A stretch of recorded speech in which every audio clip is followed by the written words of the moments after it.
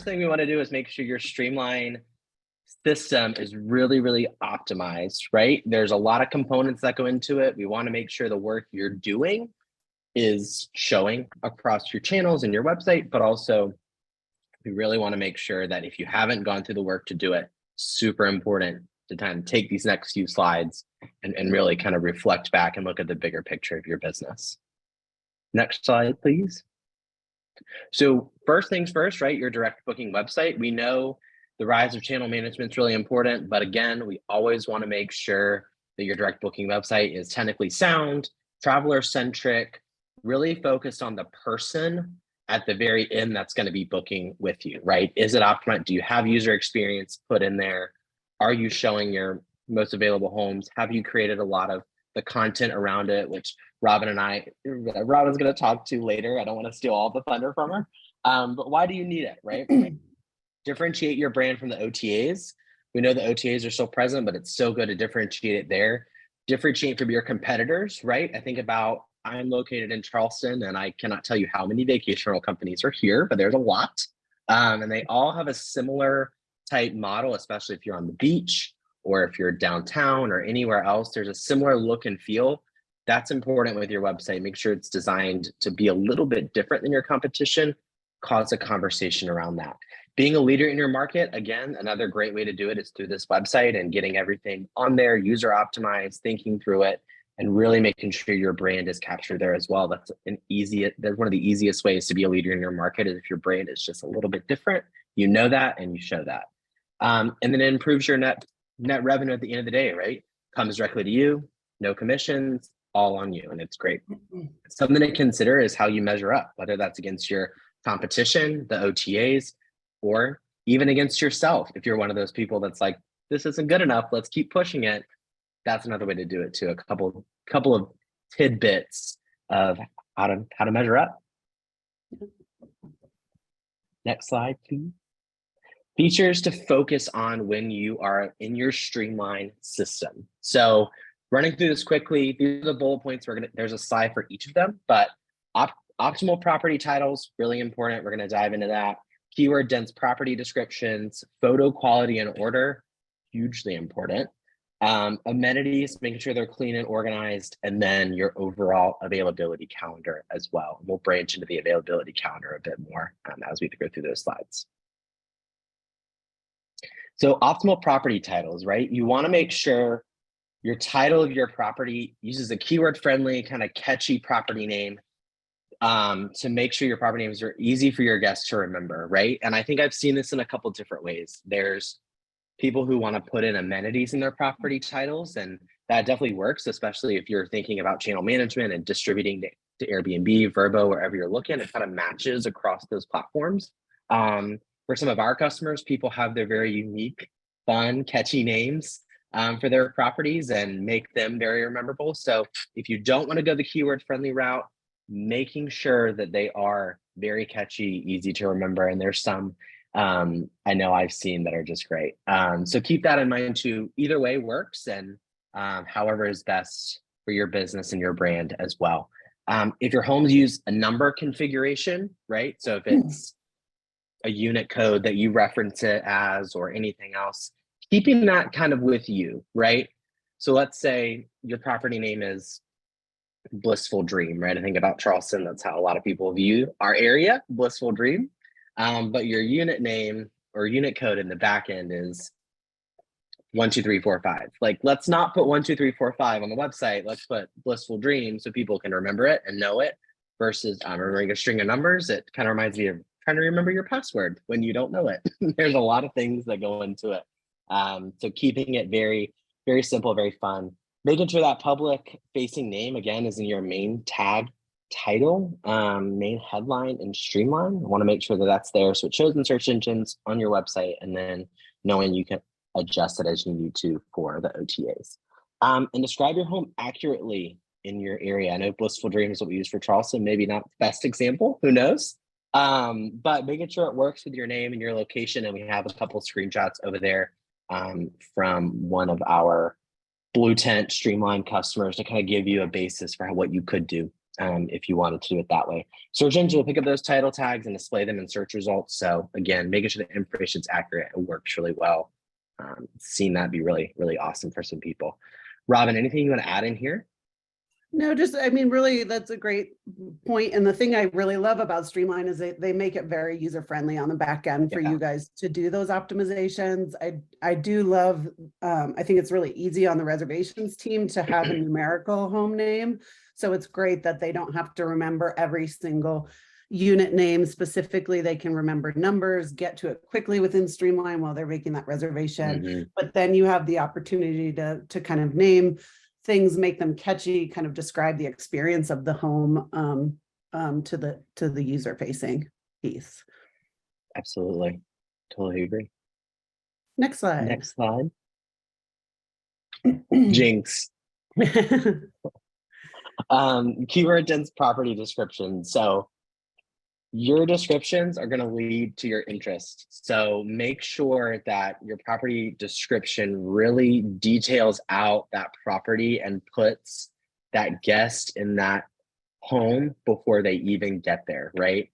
Words are really important. And I know we'll talk about pictures in a minute, but you want to make sure it's described accurately, making sure that it just really paints the picture for the home. Maybe, you know, in this example, it's a waterfront property on 3 acres, like, you know, there's privacy. All of those words that you use in there are really, really important, making sure the guest knows their experience. Timely information.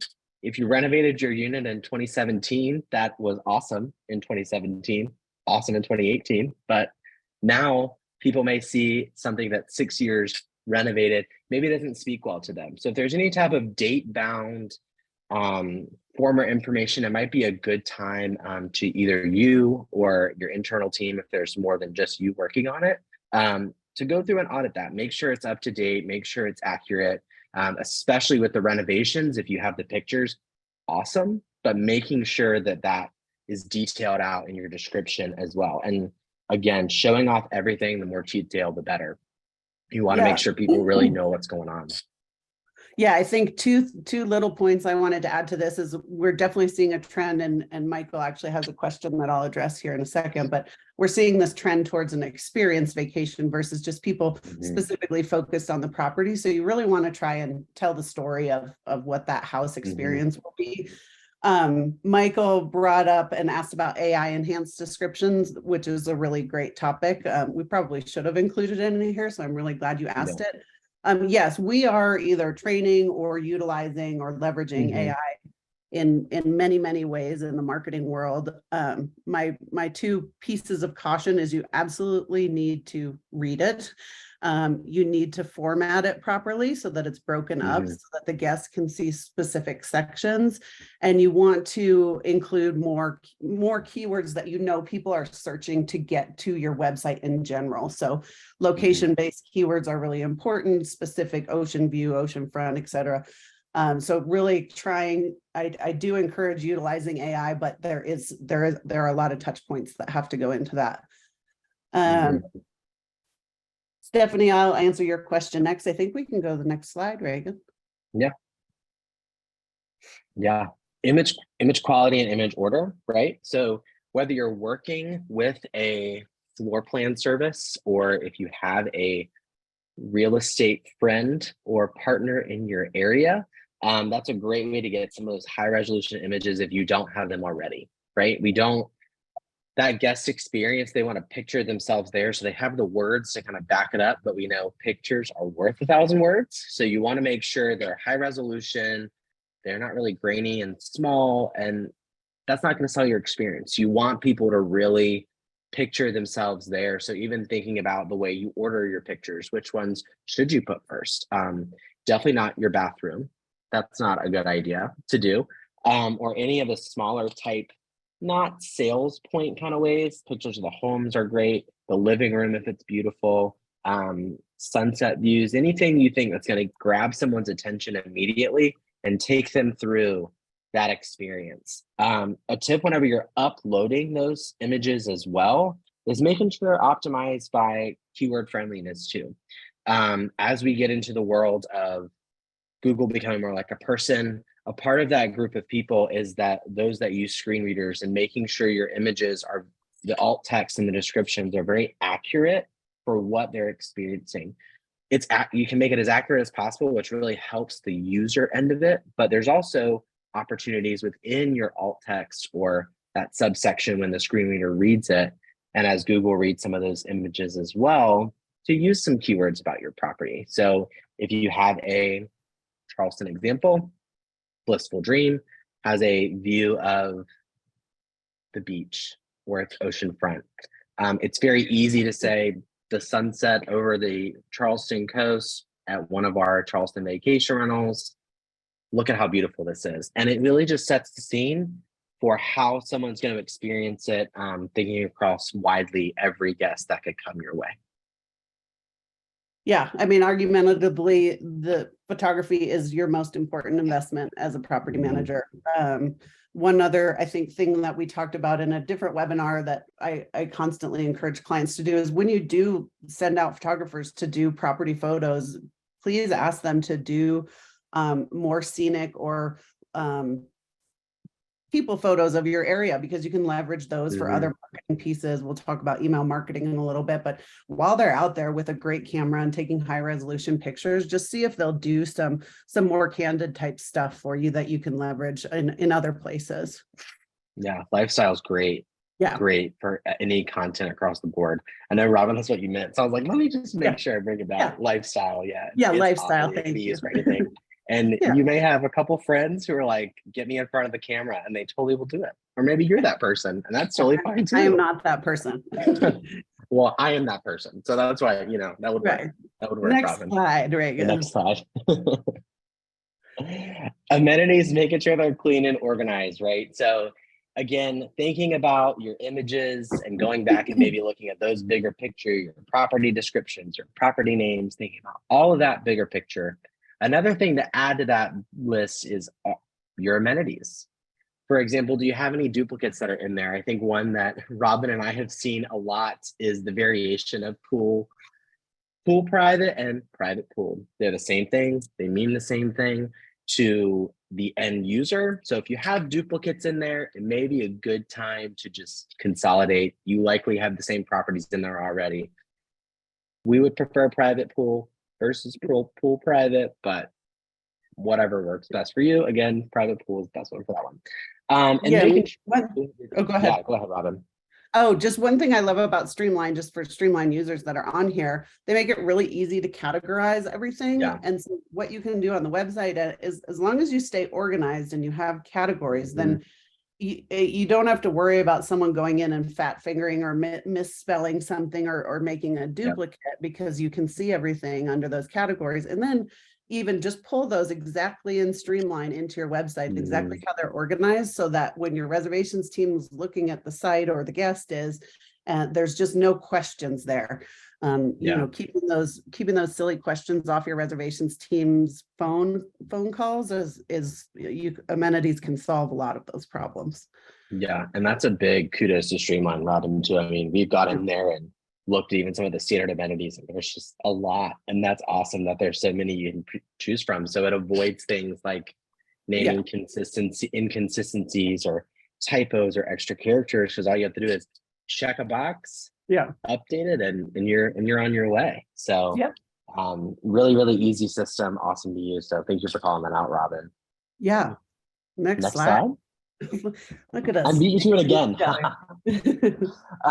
Urgency marketing, right? We wanted to bring it up in here.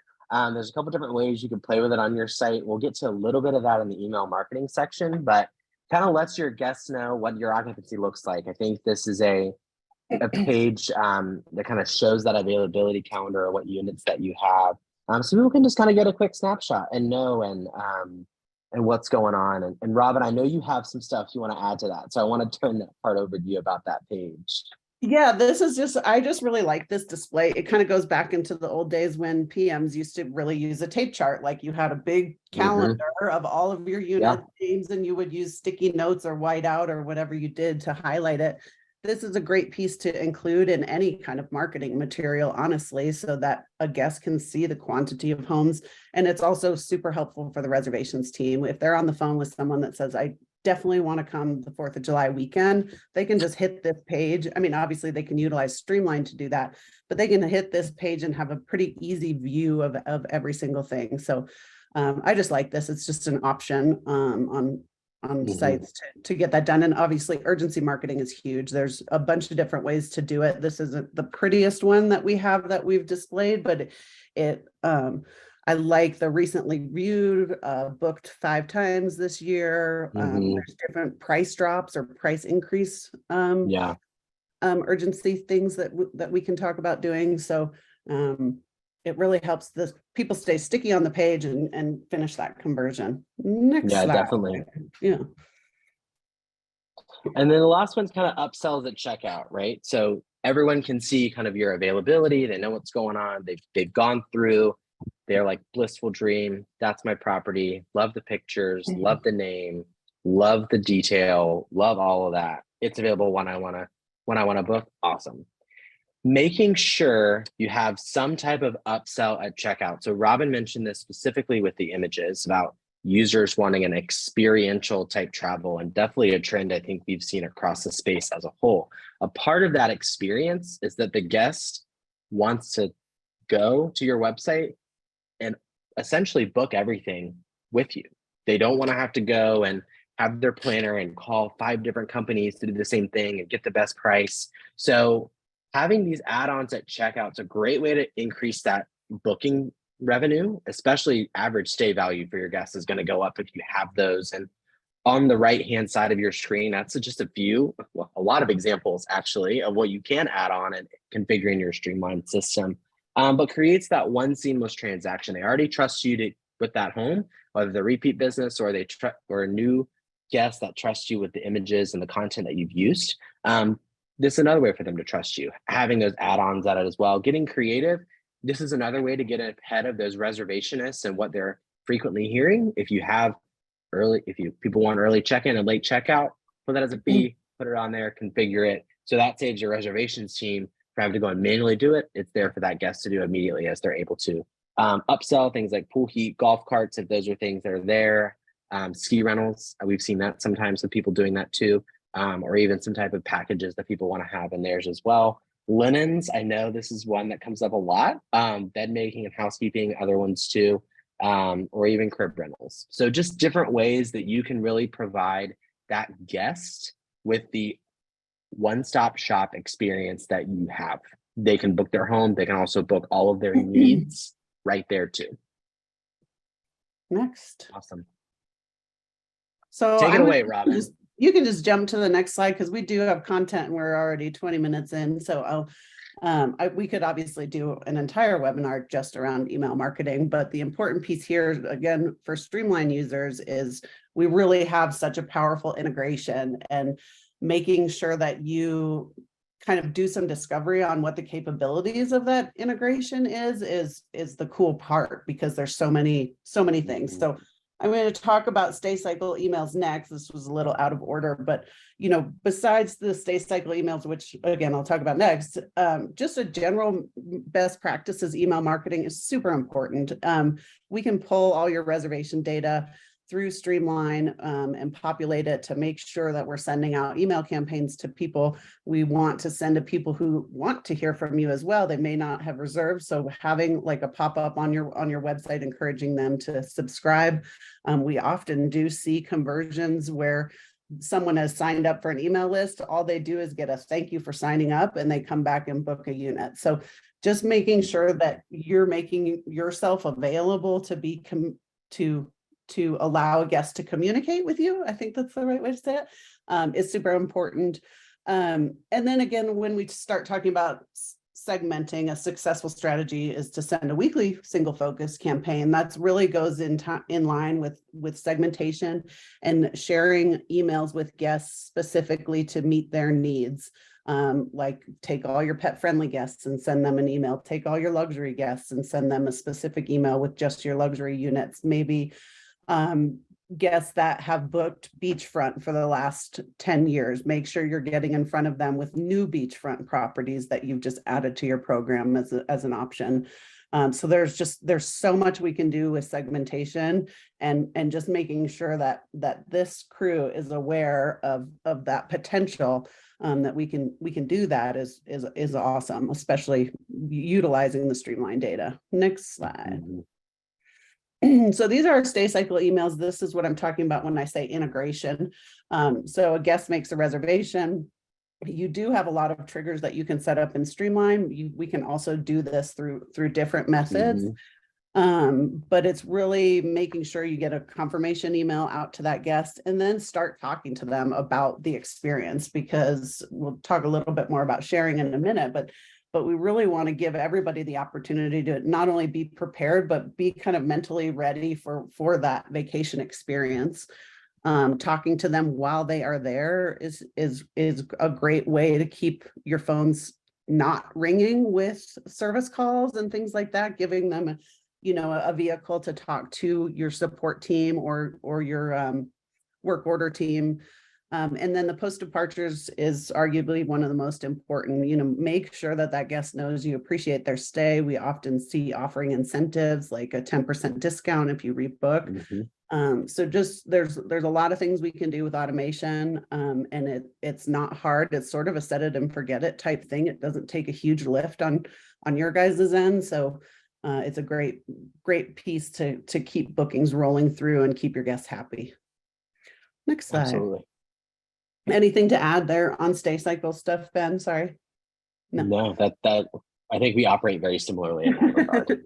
To knowing it's important and everyone should have it. Yeah.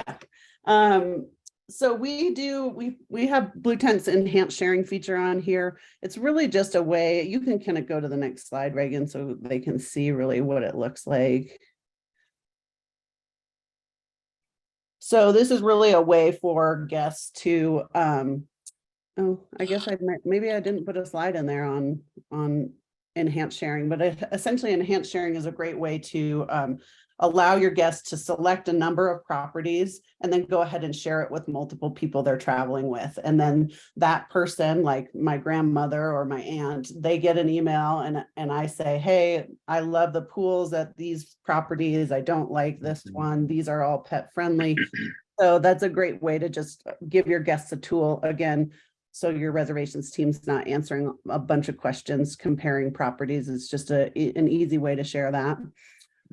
Another tool that we talk about really frequently now is cart abandonment. Super easy to set up. Another set it and forget it. It's really not an expensive piece, but what that does is when the guest searches dates and proceeds to book and they bail out on that booking path, when they start the booking path, we ask for their name and email address. It's not a forced thing. But what that does is we would then send a triggered email, maybe 24 hours after they bailed out of the cart or the purchase process, that says, hey, this unit is available or it's not available. If it's not available, then we send some suggested units on that as well. So yeah, another pro tip, just making sure that you have an easy way for people to enter their email address. These are also easy things to set up. And next slide. So website integration, this kind of goes back to I guess maybe my order of slides got a little messed up, but this goes back to the enhanced sharing. So this is what it looks like when you select a number of properties or a single property to share with your family. This is the tool that pops up. And then there's a little checkbox here where you can actually just add them to your marketing list, which is great because they do have to opt in to receive emails from you. And so having that checkbox in there just checks all the boxes to make sure that they're okay to be added to your marketing email list. Next slide. Yeah, Ben, you want to talk a little bit more about the custom quotes? Yeah. So kind of another way for launch sites can use this is through our integration. It's custom quote. It could be called hash logic. You may have heard either option. This allows an agent on the reservation side or anyone to go in and generate a link to a lead who is either called in or emailed saying they have specific requirements for their property and their dates. And you're able to create a date specific URL, send it over to them in an email. It's kind of a snippet of what that email looks like over there. If you click that view your personalized quote, it actually takes you to the site where those lists of properties are there for someone to review and potentially book. So similar in a way to the share feature, but just a different kind of functionality we have built to make sure you're getting those reservations for people that may have some other needs. Right, and Stephanie brought up a question on our Q&A. You can send directly. You do not need MailChimp. We have platforms, proprietary platforms that we send emails from. They're in fact preferred over MailChimp for deliverability and whatnot. So, and those integrations tie together with Streamline. Streamline doesn't necessarily integrate with MailChimp. You would have to manually move data back and forth. Yeah. We can have it flow back and forth. Next slide. Thank you, Ben, for talking about Yes, we can. Oh, see, this is more proof in the pudding that my slides got a little out of whack.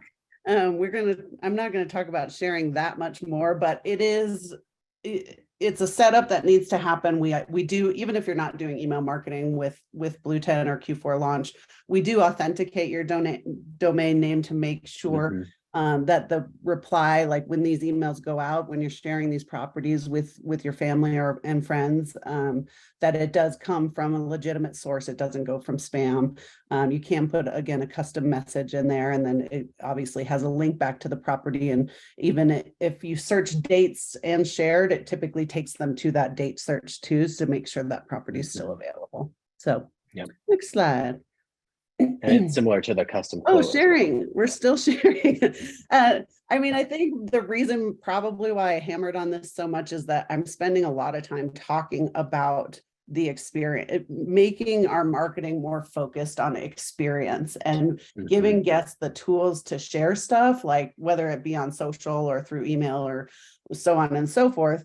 We're really saying, like, come to Hilton Head or come to the Outer Banks, and these are all the things that you'll feel and love and experience, and not just the property, but the whole trip. So it's huge. We see the data on this stuff as far as sharing is just like tick, tick, tick, tick, tick. People are constantly doing it. And eventually it drives dollar bills and direct bookings, which is what our goal is. Next slide. So I'm also talking about SEO today, and you can go ahead to the next slide. So I'm guessing a lot of this group on this call knows about SEO, so I'm not going to be too basic, but I'm not going to totally geek out on you guys. So really the first piece to search engine optimization is keyword research, right? We want to know what keywords drive the most traffic, and there are all sorts of tools out here that we've listed in this. And again, this gets sent out to everybody, so you'll have this as a reference. But you can use these tools to basically start searching keywords that you think, and then you'll be able to see what the volume is, like Outer Banks vacation rentals or Outer Banks oceanfront vacation rentals. Things like that will drive traffic to your site, and then you really start optimizing. So you can go to the next slide.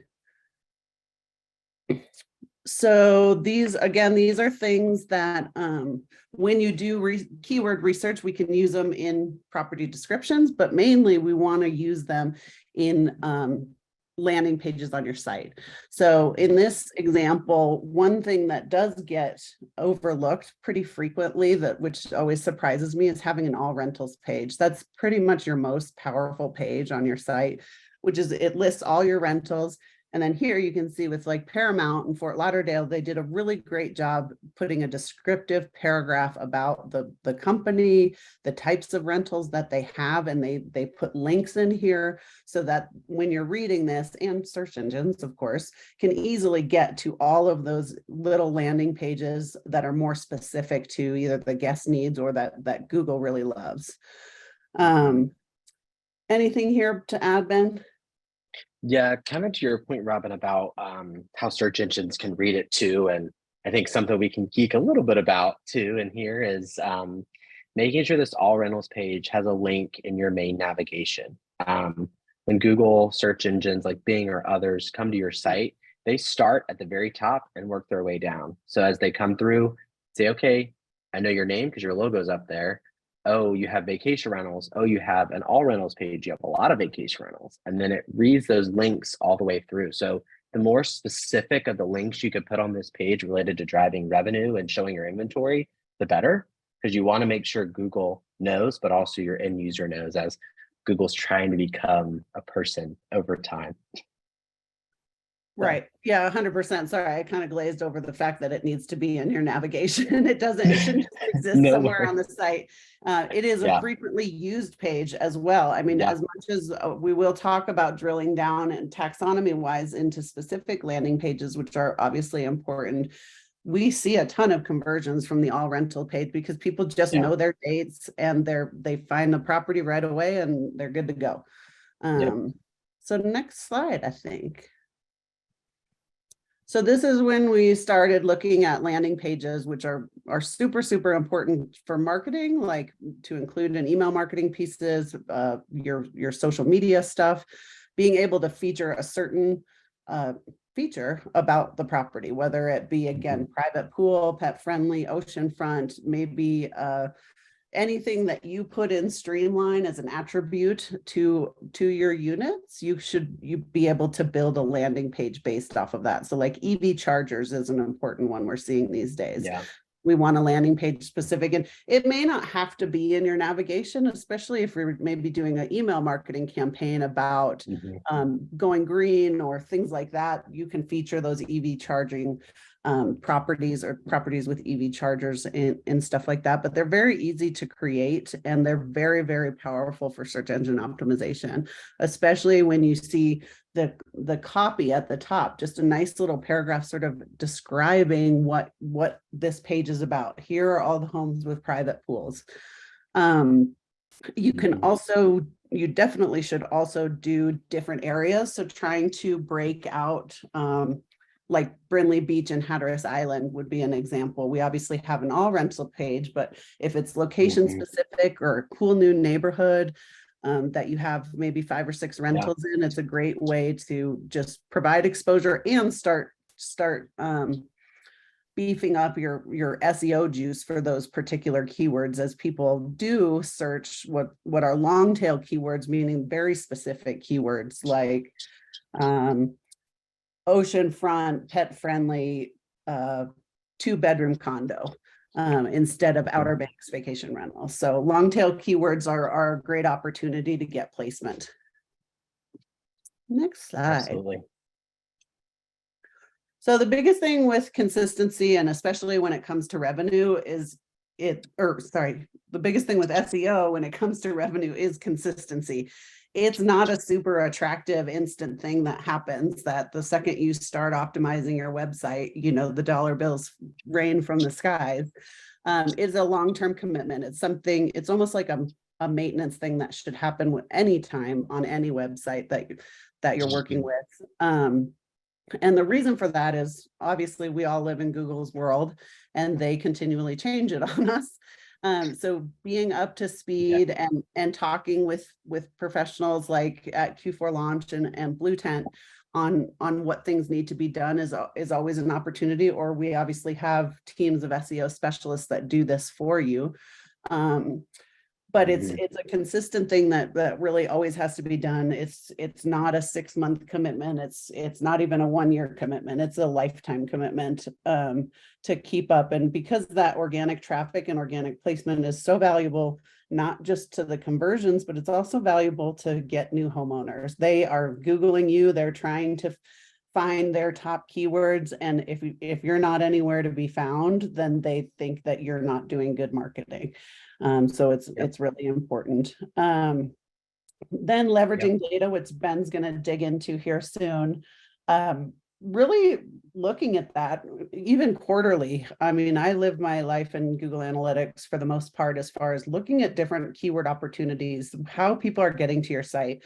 The tools that we talked about in the very first slide are not the end all be all. We really want to look at your own data to see if there's opportunity. If somebody's constantly searching wheelchair accessible homes and we got revenue from that, then let's build a page about wheelchair accessible homes. Yeah. And keep at it. This year is dramatic with Google. It's already been dramatic in February, March. So don't let it get you down. If you see your rankings kind of go all over the place, it's going to be that way for a while. And so one thing that a lot of clients are doing is supplementing with paid marketing to make sure that they're in that space. If they were number one for a keyword, we can get you there with paid marketing as well. Anything else, Ben, that I'm missing? No, I think you hit on some good points. I think something we always like to tell our customers too is keep attuned to any even OTA trends that come out. What are people even searching for on the OTAs, and have you even considered that? One of the ones that always shocked me with internet is still very highly searched. So seems random, but something you may be able to build a page about. But also just being very aware of, do you have unique features and have you built a page about them? Right. And Google, keeping up with that content, adding new pages consistently on a monthly or weekly basis is important, because Google smiles upon those that update their sites. Sites that are not getting updated or stagnant websites typically see a pretty aggressive fall in rankings. And Google's expectations has gone up as far as what your mobile display is, things like that you do have control of, but you have to stay on top of it. Yeah, absolutely. Becoming your area expert and making sure guests know that. Right. And it's another thing that keeps people, as long as you're answering those questions and you leveraging SEO. So by building new pages and adding new content, you're stopping the phones from ringing with questions and keeping them ringing for reservations. Yep. Next slide. Awesome. I think we're good. So we had this fourth tip. We were kind of playing around with it before we got on the call this past week. We were going to use kind of Google Ads, paid marketing to kind of talk about it. But knowing this group of people and knowing, you're on Streamline, you're already that savvy property manager, we wanted to talk a little bit about GA4, which whether we are excited about the change or not, it is coming in less than 2 weeks. Robin and I were just talking about that this week, actually, yesterday, in fact. But next slide, Ray, we can kind of go through it. There's 4 key points that we'll hit on in this particular part. Coming right out of the gate is going to be kind of the machine learning point. So your data trends become your predictive metrics. We kind of already know that, right? We already know your data guides and drives what you're doing. But Google's using an AI-powered insights kind of automatically to alert your trends, what's happening, and providing access to those metrics so you can do something about them. And measure them and make sure that you're really putting yourself not only in the eyes of Google, but really capturing those events and what those conversions and actions will be. So you're quantifying that, where that comes from. A couple different probabilities and predictions that come into play that Google's really leaning into with GA4 is that purchase probability, right? I think we've seen that with that real-time report where you can see how many people are on the site right now. They're kind of pulling that into who is active in the last 28 days, the user themselves, and who's most likely to make a purchase. How did they interact with your website? Churn probability, very similar. Who came to your site in the past 7 days? Who's probably not going to come back in the next 7 days? And that revenue prediction, right? How many people in the last 28 days is going to create that purchase revenue for you? With users who are active in the last 28 days. Something really important we didn't keep in here, but about the user privacy aspect, there will be a part where certain types of user data will be stripped away. That's something we found with the rollout of GDPR, which was a few years ago, but a way to keep user data to themselves, but still finding a way to get some information out of them. One of the ways that GA4 is going to do that is with omnipresent tracking, which is a very big word to say they're going to follow you everywhere you go. So if you're on your phone, you're logged in on Safari. I'm a Mac user, so I'm on Safari. I'm logged into my Google account. I go to book a vacation rental. It knows I'm on my Google account on my phone. I'm going to go to my desktop and I'm going to log back in. It's going to know that I'm the same person because I'm logged into my Google account. So there's still a bit of knowing where those users are coming from and being able to really attribute where your revenue is coming from. Something we always wonder is, how is mobile revenue not as high as desktop in some cases? That we're like, there's no way that's right. So we're hoping this kind of gives us that piece that we're missing there, and being able to have the data around it too as that's flowing through. Yeah, and I did see the poll pop up. Ben probably didn't see it, but it does sound like there's a handful of folks that don't know what we're talking about. Okay. And really, it's a simple explanation. Most of hopefully your site has Google Analytics installed on it, which has traditionally been called Universal Analytics, and it's a little UA number. We could geek out about it all day long. But what Google has is they're basically forcing us to transition to Google Analytics 4. So when you hear GA4, that's the new reporting that Google is using to track e-commerce, track website visitors, track source, who's coming to your site, how they are booking.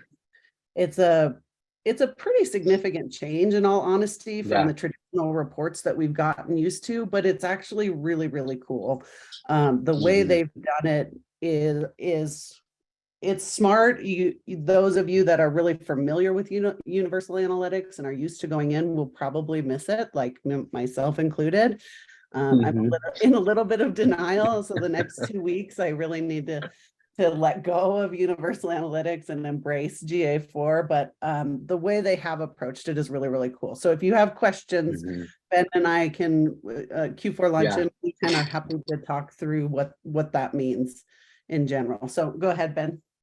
Yeah, and with GA4 as well, and Google Analytics 4, if you're still on your Universal Analytics right now and haven't changed, they are allowing a complementary way to set it up. So there's a button when you go to your Google Analytics, analytics.google.com. There we go. If you go to that and you're logged in somewhere, there'll be a setup assistant at the top, and that really helps too. And that gives you access to all the stuff we're talking about right now. Right. Good point, Robin. I just saw it on the poll, and I just want to make sure everyone's tracking, because we are going to talk, we've got a few more slides here. The one thing I really do love is that prediction piece. So the learning engine piece is super cool. Yeah. Universal Analytics couldn't really do it. So I think it'll really change the way we think about being proactive with our marketing as well. Being able to see those numbers. So next slide, I think. Yeah. So event tracking, everything's gonna be based on events, right? That's how we're kind of seeing it.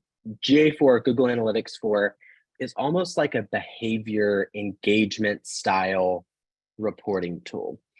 So there's a couple of different types of events that are going to be set up. So of course, events are there to be pre-populated. Every event that you have, they have some standard ones that come in: ad clicks, first time visit, session start, kind of the normal ones that we see a lot.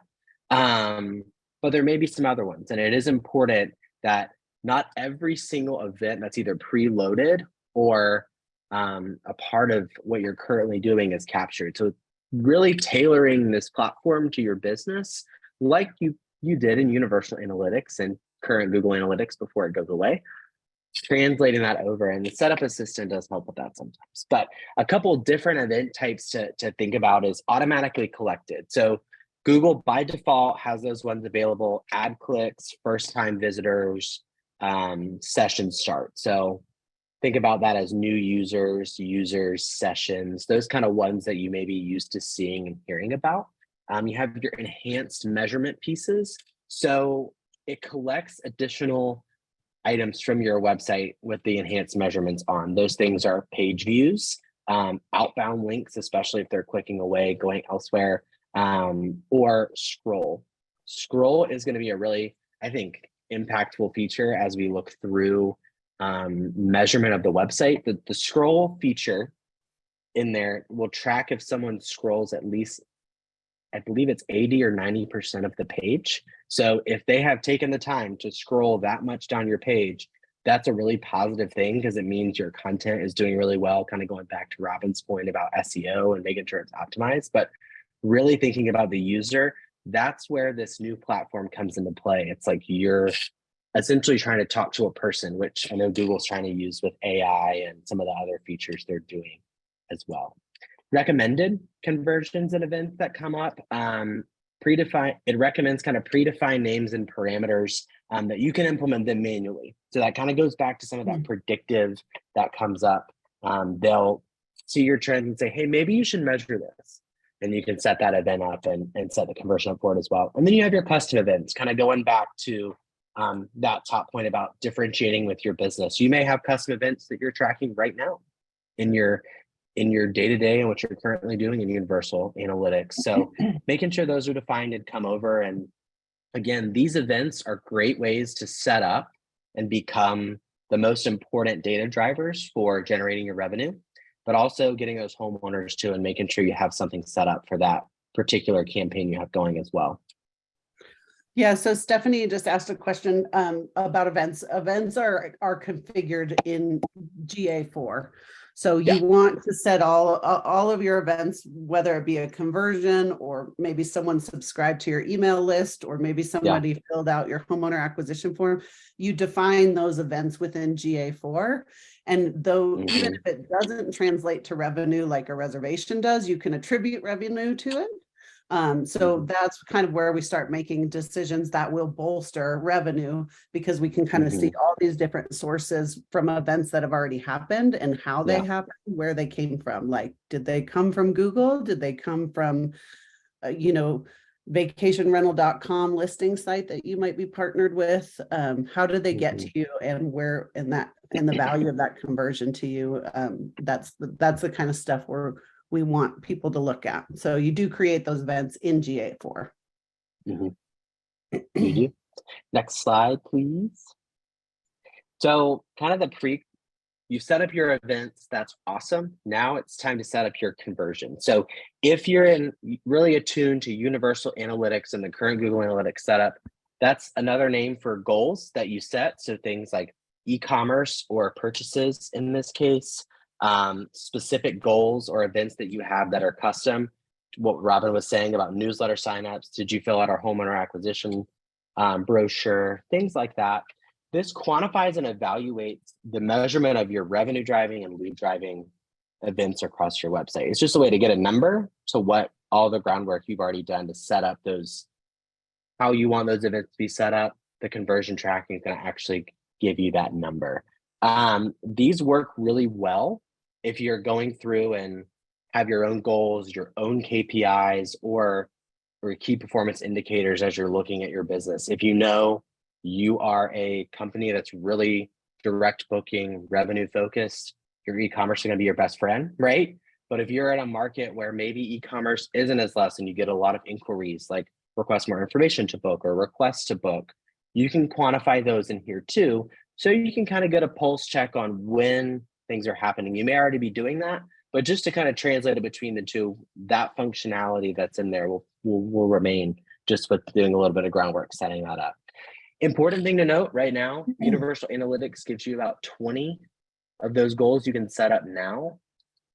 Now you can set up 30 conversions. So you can have different ways to plug and play with what you're doing to make sure you're really capturing your whole business. You may never use the predefined ones that are in Google Analytics 4, and that is totally okay, because we want to make sure this platform really suits your needs, not what's always recommended, because that may not be what aligns with what you do. Yeah, we need to do a webinar just on KPIs and the changing. Oh, I totally agree. Yeah.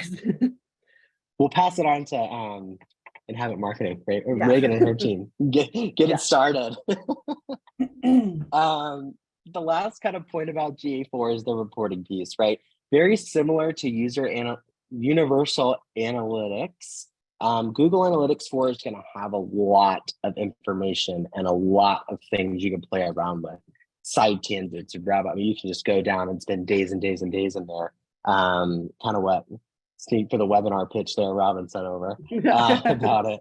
Kind of going down. There's so many avenues you can go down there. You can even do that Universal Analytics right now. But what I love about Google Analytics 4 is this reporting that's in there. There's a lot of different reports you can run for different things. So you have your real-time report, right? You're in Universal Analytics. As soon as you hop on the page, there's your real-time. That report's still available to you. It kind of shows where people are, how many people are on the site, is it their first time visiting, what's happening there. The life cycle reports, if you're in that, if you're really used to that acquisition channel in Universal Analytics, this is its parallel now. This is its newly redefined. So you have your acquisition channels, where those users are coming from, the traffic, you have your engagement or your behavior metrics. How long are they on the site? How have they engaged with the site as well? Your monetization report, your e-commerce section, really showing where that revenue is coming from. And then the retention. Who wanted to come to your site first?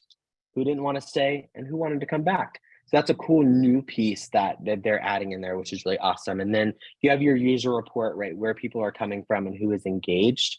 Right now, it seems to be very country specific when it comes to user data, which I think primarily most people on the call see a lot of United States travel in general. So you may see that one pop up for you. But again, these reports are good measurements of how you're currently doing online. But at the end of the day, you know your business, you are your business. And if some of this reporting doesn't speak well to you or align with what's going on, take it as it is, because you have a different picture knowing every component of your business. So these are just great tools to use. And I know we'll be leaning into those to get some insights as well. Robin, anything you want to close us out with in the GA4 section? And this was our last slide for it. Yeah, I just think maybe for those that haven't dug into any reporting, this is really where easy marketing decisions to drive more revenue comes from. So if you're not engaged in your reporting and you're just relying on Streamline to report things or just looking in Streamline, you really need to step out and look at how your website's performing. Look, if you are spending money on marketing, get in here and evaluate what the return on that investment is. These are the things that we need to use frequently to make those decisions to maximize revenue. That's really my only thing. If you're not doing it, please do reach out to Ben and I. We'll help you get on the right path. Yep, we will. Yeah. But I think we're 4 minutes shy here. Wow. We've answered That's a first. We did answer a bunch of questions, and I think all those I believe those get attached to the webinar when we send it out. There's one more poll, it looks like, for those, but if there's any questions you want answered live that I didn't, there's a few questions I asked to reach out to Ben and I on because they would be long, but if there's anything else. Yeah, and want to appreciate everybody who was filling out these polls and staying engaged. It's really helpful for us to kind of know who we're talking to on the call and make sure that we're meeting those needs for you. So we do appreciate everyone who was engaged and filled out those polls as well. It really means a lot. Thank you. Yeah, 100%. Great job, team. Wow. I hope people were taking notes. Yeah. Thanks, Mike. We were wondering where you went. I hide. You went away I from hide. us. Yeah, I hide for a little bit. Well, thanks everybody. It was great to connect. It's always awesome to talk about Streamlines. Well, super fun for Ben and I to talk about marketing and especially revenue. So I know it's a fun Thursday in June, and go enjoy the rest of your day is what I say. Appreciate that. And I'll close with a plug for the Streamline Summit coming up in September. So make sure you get your tickets to that if you're a Streamline client. If you're not, hey, come join us anyways. It'd be fun.